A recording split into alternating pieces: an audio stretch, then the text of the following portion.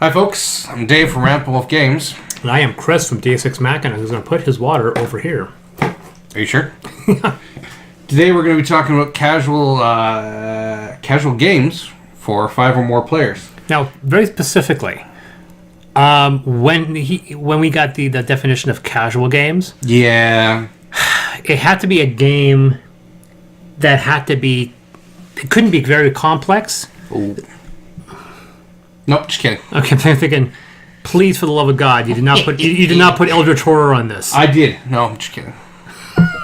So it had to be a casual game because there are a few games that I've seen that will go up to 5+ players, but they're like, wow, this is crazy. Like, this is really overly complex. See, I felt like the way the topic was leading it was almost basically saying, "Give me party games." That's what it felt like, and It was, but I made a point going, you know what? No. I wasn't... The Pacific list was not for party games. It was casual games for 5+ players. So it's a game 5 people can play before they move on to something meatier. filler games. Yeah, so it's... I don't say filler games per se, but it's a game... It's the party game that your gamer friends come down to play. Because there's two types of party games. There's the party games you bring over from the people who don't play. Like, let's play Cards Against Humanity, and you're like, shut up, we're going to play a game that's good. We're playing Codenames. Codenames not on my list. I'm sure it's on your list because I feel it's a party game that's for people who don't play games. Yeah. These are 5+ player games for players that do play games. That have evolved past the stupid party games antics that you play when you're drunk. I don't know. Now I'm going to throw one in there. My list, I'm pretty happy about my list. The other thing is that with my list, though, I made a point of not selecting 5 games, like 5-player games, because I have a few games that go right to 5. Yeah. I cut those out because it's 5+. I want it to be a game that's like 6, 7, 8 players or higher. So that eliminated quite a few. Okay. So yeah, so casual games. So all of these conditions for a friggin' list. 5+ casual games. I don't work inside boxes. No, yours is crazy. Mine, I like defining and justifying my list. All right. Only list though, and the rest. I want. Yeah. Yeah, you like breaking the mold. You're a wild man. Yeah. All right. All right. Bang. Cash and Guns is on your list, isn't it? No. All right. Okay, starting at number 5, there is a warning. Disclaimer. This is not for kids, this game. Oh God. This game is not for kids, and this is not even safe for work. This is not even probably safe to play. It is Disturbed Friends. Really? Yeah. Okay. Yeah. Hey, I'm giving some love out to the Canadian company, man. Can it Disturbed Friends Canadian? Yeah. They would be. Yeah, they would be. I'm not going to describe much about this game other than to say it is like Cards Against Humanity, but worse. It is Cards Against Humanity to the nth level. It is disturbing. It earns its title. But yeah, so that's my number 5. I actually not played it, but it feels like it's in that same vein, and I cut those out, right? So I was actually when I was looking in the game store, Disturbed Friends was a popular game there. But What Do You Mean was outselling it because What Do You Mean was the biggest thing. Oh, but What Do You Mean was huge that season. Oh God, I played that game. I can't play that game. Like the cards just physically make you ill. Made me ill and just angry. My number 5 game is a game that you might actually want to play. It's called Steampunk Rally. You mean that one right there? Yeah, I know. Yeah. Because you keep on talking about game, but Steampunk Rally is a good game. It's good, dice management. You get to build this cool little steampunk machine, and unlike other games where you build things, you actually can build something nice and awesome with jet engines and rockets and tank treads. And it's just cool, and you're rolling dice, you're placing dice, and you move dice around. It becomes a little almost engine builder, and you're racing your little guy across the map, and it goes to like 8 players, right? And that's like one thing. It's like this game could have been really lazy and been mechanically balanced for 4 players. Like, nah, screw it, go right to 8. Is it? Where is it? Steampunk Rally. Is it? Yeah, I think it goes to. 2 to 6 or 2 to 8? 2 to 8. Yeah, so 8 players, which is really unusual of a game of its type. Yeah. It's really fun. It's a die placing game. I love the art aesthetic. I love the characters you get to play. You get to play all these classic Nicholas Tesla and Albert Einstein and Marie Curie and so forth. It's a fun game. I really enjoy it. I wish there was some more stuff for it. I mean, Like an expansion. Yeah. Yeah, expansion would be awesome. I think that game is ripe for an expansion. Yeah. So that's my number 5 pick, Steampunk Rally. So my number 4 pick, which was just subbed in just now, is Telestrations. It's a casual game. It's a very casual game. It's a very casual game. See, I'm not even going to say, oh, it's a party game. I'm going to contest and say, that's not really much of a game. Yeah. Because, let's be honest, there's not a lot of game in Telestrations. No, there We played the game 2 or 3 times. Have we ever declared a winner? No. There have been some... I don't think we've ever completed it, because we end Telestrations, we set up another game, and I'm like, are we going to decide who won? Because it seems like we don't care. No, we don't care because it was just so much fun. Yeah. You can't tell me you don't have fun playing. Oh, yeah. I think the only game where I've laughed harder, no, I think I've laughed about the same. Yeah. Was Mountains of Madness. Yeah. But that one is sustained level 7 laughter. Mountains of Madness is frustrating, and then there's a quick moment of level 9 laughter. Yeah. But this was it's like continuous level 7, so you're just constantly in a good mood for all of it. Yeah. But it's not a game. Even Tom Basil on Dice Tower is like, this is great. This is fantastic. This is not a game. People just stop caring. Yeah. Nobody cares. Nobody cares. Nobody cares whether there's a winner or lose. You just want to play the game. It's brilliant. Yep. But it's not a game. All right. Number 3. Number 4. Number 4. Oh, that's right, because I won. Did we? Yes, you did. All right, so it's number 3. Take the victory. Yeah, so now you're number 4. No, that was my 4. Yeah. Yeah, so it's my 4. Okay, then take your 4. Roll for it. Oh, okay. All right. All right. Number 3. No, I'm just kidding. No, it's just like, well, it's casual. It's really casual. It's one of our favorite filler games. Yep. And it goes up to 6 players. Yes, it does. So by definition, it is a casual game for 5+ players. Yeah, but... It's not high on my list. I think the other games are more enjoyable. But I can't deny the fact that Roll For It is an extremely popular casual game that can be played for up to 6 people. Okay. So it's one of those things, I can't really say much about it. There's no long debate. It's Roll For It. It's kind of one of those things where it's like, the greatest movies of all time. Well, Godfather's on it. Yeah, I guess got to put Godfather on it. Like other better films, I'm sure there are, but you got to put Godfather on it. What? Jurassic Park. Yeah, but you can put other films on the list, but you're making a top 10 list of all time, and if you're a big film aficionado, you just have to put certain films on the list. I mean, I don't really care for The Godfather, but I guess I have to put The Godfather on. It's like, you're doing a game if Roll For It falls into the category of a list you're doing, it just somehow percolates to the surface, like scum. It's not a bad game, but it just finds its way and infects it because it's so simple and pure.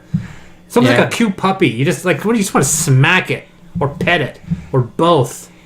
Anyway, that's number 4. All right. Roll For It. So my number 3, the one caveat on this one is it is playable with more than 4 players. You just need 2 copies of it. Oh, no! Yep. And that is Cthulhu Realms. And at which point you can play with 8 people. It is quick. It is fast. It is basically Star Realms, but better. And it's set in, of course, the H.P. Lovecraft. Because the same thing with Star Realms. The Star Realms you can play with 6 people. It's going to buy more decks. Yeah. I guess so. Yeah. It's a okay. very casual game. All right. So that's my number 3, Cthulhu Realms.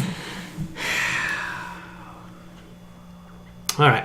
So my number 3 Feel the power of the dog. is another game that's very popular in casual players. It's not a really short game. I mean, it takes about 45 minutes or so. But I enjoy the game despite the mechanics. And that's Sheriff of Nottingham. Sheriff of Nottingham plays 5+, and I enjoy it because it's a very casual game. It is a great bridging game. I wouldn't call it a gateway game. It kind of falls into that category, but it falls into that beautiful category between being a party game and being a serious game. So It also is a good game to piss people off, I found. I have not. which is really funny. Despite what the game is and deals with that level of conflict, I've never had a situation where I've gotten angry with people. Like Mission Red Planet, I've literally wanted to throw the game across the room and tell people like you are horrible people for enjoying this game. But Sheriff of Nottingham, I guess it depends on your group. It's also the only game that deals with social lying, that type of real personal interaction that my fiance will actually play, because she hates, like with a capital H, hates any form of bluffing, lying, or deception mechanics in any of her games. My wife hates bluffing games, and she hates that game. Yeah, but my wife will play Sheriff of Nottingham. She's got to get a drink in her. Then she loves it. But that's the only exception. Other games she still won't play. Yeah. All right. That's my number 3 pick, Sheriff of Nottingham. Haven't even touched the expansion, but apparently it's good. Not from what I've heard. But anyways. Number 2 is... I haven't paid it. You haven't bought it. That's why I haven't bought it.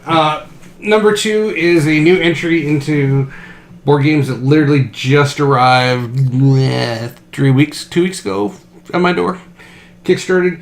And that is Miskatonic University. What the what? Oh no, it's a Miskatonic University, the Restricted Collection. Oh, come on, guys. Just name a game. It's not... Well, I love the box. Yeah. It's a book. Oh, Rainer Knizia. Yeah. Oh, I know it's a book. It's a set collection push your luck game. Push your luck. It can miss on me sometimes.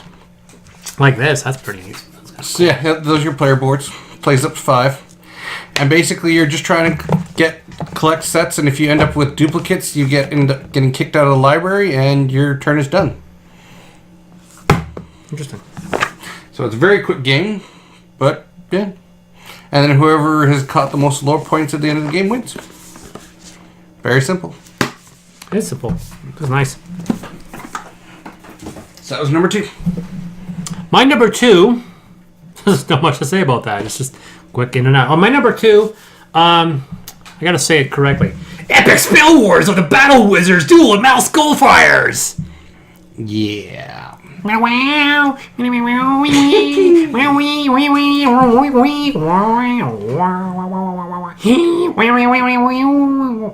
Pick of Destiny? Is that what we're doing here? Yes, I despite having a complete gotcha mechanic, like it's got things that I shouldn't like. Mm-hmm. Player elimination, it's take that. But it's the game that kind of... I don't care about Star Munchkin. If someone wants to play Munchkin anymore, I'm like, no, let's play Epic Spell Wars. Epic Spell Wars isn't tired. I love the goofy humor. Mm-hmm. I love the chaining the spells and running a spell. So it is a funny game to play. It's so fun to just build your spell. I stopped caring about who I'm killing and who's the more important target. I concentrate more importantly on just what kind of awesome spell, what kind of awesome stupid chain can I play out. And then I just randomly hitting people left and right. Because that's the thing about the game. It's actually very difficult to target someone specific. Mm. So your spell is just cooking off and doing crazy stuff, and it's hitting this guy, healing you, helping that person, then hurting this person, and then your next thing in your spell helps that person, hurts that person. It's just complete chaos, and I enjoy the hell out of it. It seems random, but it's not. You're getting cards, you're figuring out which ones to chain up together to try to get a good synergy going. So it's got better mechanics, and it plays really high player count. But yeah, it's a very interesting game. It's one of the few games that's an exception to a lot of the rules because it's so fun to play, and because it's also quick. You can run the game like 10-15 minutes for a round, and you can play something else. There you go. So that's my number 2 pick. Epic Spell Wars of the Battle Wizards Duel at Mount Skullfires. All right.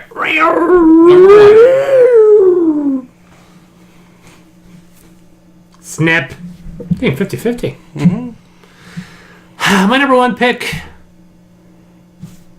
It's a game I actually quite enjoy. It's a game I actually don't even own. But it's a game I enjoy.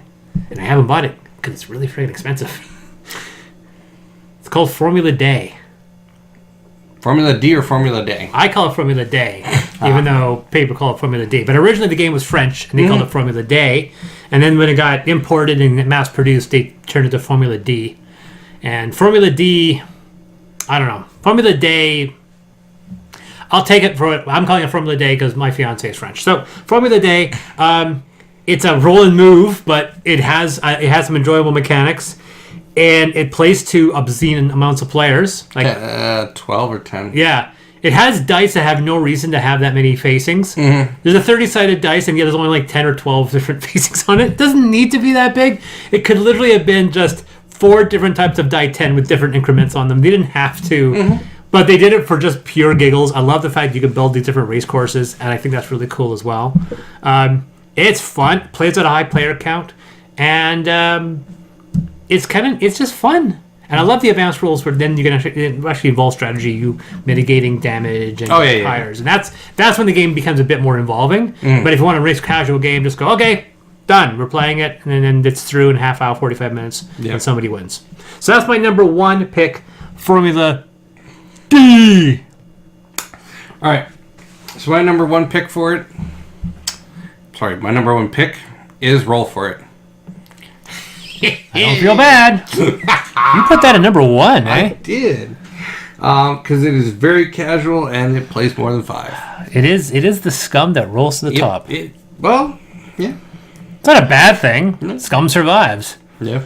It's quite lit. It's fungus. Han Solo was scum. Yes, rebel scum. Rebel scum. So yeah, no, yeah. So, there's not much. There's a point where I can like no roll for it. You don't get to go on a list anymore. I'm kicking you off to the curb. No, I mean it's like a cute little puppy. You're like, okay, come back inside. You're nice and cute and adorable. You have crystal dice, a nice little bag. You're allowed. All right. So my number 5 was Disturbed Friends. Number 4 was Telestrations. Number 3 was Cthulhu Realms. Number 2, Miskatonic University, the Restricted Collection. And number 1 was Roll For It. My number 5 is Steampunk Rally. Number 4, Roll For It. Number 3, Sheriff of Nottingham. Number 2, Epic Spill Wars with Battle Wizards Duel at Mount Skullfires. That's never getting old. And number 1 is Formula Day. All right. And I've been Dave. And I have been Dave. And remember, the rules are just a suggestion. Play the game how you want to play it.